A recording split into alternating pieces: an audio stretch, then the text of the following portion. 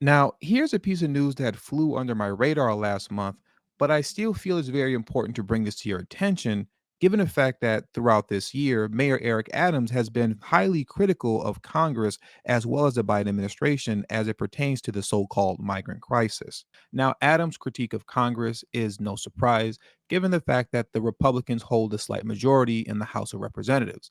But what has taken many by surprise is how aggressively and unapologetically Mayor Eric Adams has been laying blame at the feet of Kamala Harris and the Biden administration. Many within the Democratic Party have shunned Mayor Eric Adams, referring to his cries for help as dangerous rhetoric, which stirs up anti immigrant sentiments. Now, Eric Adams is far from anti immigrant, but that's the label that his party and their media outlets have been placing on him by way of referring to any statement that he makes as dangerous rhetoric. And now it appears Adams' so called rhetoric has turned into Joe Biden giving him the boot from his reelection campaign. Now, to dive deeper into this more in detail, I'm going to read from this Politico article titled Adams No Longer Biden's Surrogate After Blasting White House on Migrants. New York City Mayor Eric Adams has said the president failed the city by mishandling the asylum seeker crisis. President Joe Biden's reelection campaign has dropped New York City Mayor Eric Adams as a national surrogate following his public criticisms of the White House's approach on the migrant crisis. Adams is among several lawmakers who were initially named to the Presidential National Advisory Board in March, but no longer appear on a roster of 50 prominent Democrats released by the campaign Wednesday. But his case stands out. The outspoken mayor of the nation's largest city has in recent weeks pointedly criticized Biden over the White House response to the asylum seeker crisis. New York City has projected billions of dollars in costs to provide shelter, food, and other services to over 60,000 migrants. Adams has called for more funding from the federal government and organized resettlement strategy at the border to expedite work permits to help him manage the influx. And as the expiration of a key border policy set for later this week grew closer, Adams amped up his rhetoric, most recently lumping the sitting Democratic president in the same boat with the congressional Republicans. It is not about the asylum seekers and migrants. All of us came from somewhere to pursue the American dream, he said last week. It is the irresponsibility of the Republican Party in Washington for refusing to do real immigration reform, and it is the irresponsibility of the White House for not addressing this problem. Now, what I want to do is take a moment to actually play the portion of Eric Adams' speech where these quotes come from, because just reading these two sentences don't do it justice. After listening to Eric Adams' statement in full context and analyzing his body language, we can clearly see how agitated Adams actually is with this whole situation. And also pay very close attention to how Adam twitches when the reporter asks him about his quote rhetoric and how it's contributing to anti immigrant sentiments. Look out for the twitch at the end of her question. You can tell that Adams is highly agitated. Thank you. What's up, Dana? Hi, how are you? Quite well. Um, you've talked a lot about the economic impact of the migrant issue. Are there any proactive policy initiatives that you would have undertaken were it not for the migrant issue? And relatedly, are you at all concerned that your rhetoric on the migrants will in any way inflame anti-immigrant, sentiment here in New York City? Yeah, well, one, I'm not going to speculate on what isn't. I'm going to deal with what is. I got a $4.3 billion budget. Second, I'm not spewing rhetoric, and I take offense to that. I've made it clear from day one. If you look at every comment that I made, it is not about the asylum seekers and migrants. All of us came from somewhere to pursue the American dream. It is the irresponsibility of the Republican Party in Washington for refusing to do real immigration reform, and it's the irresponsibility of the White House for not addressing this problem. Brownsville, Texas, El Paso, Denver, Los Angeles, New York, Chicago, we should not be burdened the weight of this problem.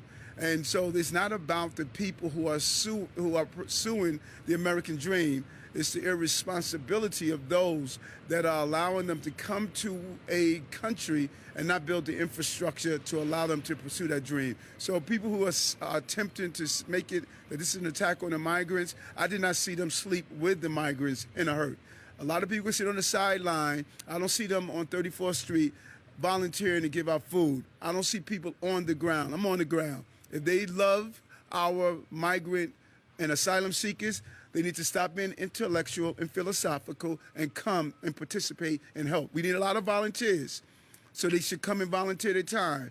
English is a second language. They should come and volunteer job training. They should come and volunteer food service and how to navigate filling out the documents. People need to stop criticizing and lead from the front like we are. Come out and volunteer and help our migrant and asylum seekers. And that's not rhetoric, that's commitment. Yeah, he's definitely not happy. But let's get back into this article. Before that, Adams was sounding more like a Republican than a Democratic mayor of a city that's long been a beacon of newcomers when he said Biden failed the city on immigration. He added that New York is being destroyed by the migrant crisis. The mayor, using his bully pulpit to push for more federal resources, always carried the risk of alienating Joe Biden. With tens of thousands of migrants already awaiting for the expiration of Title 42 at the southern border, immigration is expected to be a key Republican attack line during next year's campaign. Having a Democratic mayor in a solid blue state and a campaign surrogate, no less, echo attacks from the right was bound to show discontent in Washington. A Democratic aide who described his boss as a loyal foot soldier on the advisory board has no independent knowledge of why Adams wasn't on the list, but said the relationship has soured. He added the Biden campaign likely dropped Adams because he was critical of the White House's response to the migrant crisis. That's almost certainly what happened, the aide said. He noted Adams made somewhere between an artful to stupid comments that were kind of out of bounds. Uh-oh. The Biden campaign declined to give a reason for the change. Several other prominent Democrats, including Michigan Governor Gretchen Whitmer, also appeared in a Washington Post article about the board in March, but were not listed on Wednesday's roster. A spokesperson for Adams referred Politico to the Biden campaign for questions about the advisory board, but said that the mayor remains an avid supporter of the president. As the mayor has previously stated, he stands ready to help the president with re-election however he can, the spokesperson Fabian Levy said in a statement.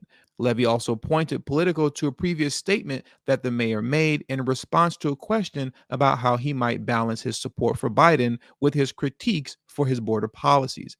Being the president comes with a menu of items. It doesn't mean there's not going to be an item on the menu that I dislike, Adams said at a press conference in March, shortly after he was named to the board. I dislike what we're doing around the asylum seekers, but I always say I believe the president is just a blue-collar president. I'm a blue-collar mayor. I like his policies. I think he's good for the country, but it doesn't mean I'm going to agree with him 100% on everything. Let's be real. Eric Adams played himself. And honestly, it looks like now he's on his way to being light-footed, if you know what I mean.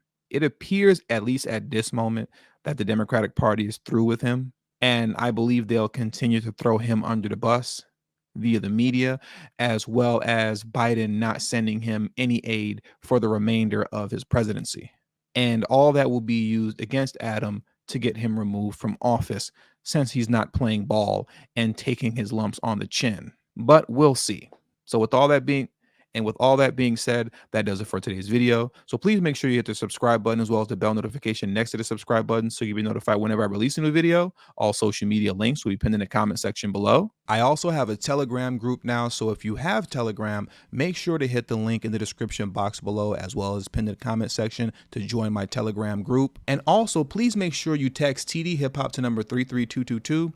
That's tdhiphop to number 33222. That way you'll get a text notification whenever I release a new video, but it also serves as an insurance plan for myself, so in case YouTube ever gives me the axe, I'll be able to send you a direct link to where you can find me next. And last but certainly not least, for those of you who have a love and appreciation for the work that I put in on this channel, the number one way you can show your support is through Patreon. For only $3 a month, that will help put me in position to take TD Hip Hop Media off of YouTube. Remember, the goal is not to grow big on YouTube, but to grow independent of YouTube. And for those of you who have issues with joining Patreon, you can also hit the the join button that's next to the subscribe button, and that way you can become an official channel member for as little as $3 a month as well. And lastly, if you haven't already, please make sure you join the emailing list. There is no way that I can go independent of YouTube if I cannot take the audience with me. And the link to that will be pinned in the comment section as well. Thank you for your time, and until the next video, peace.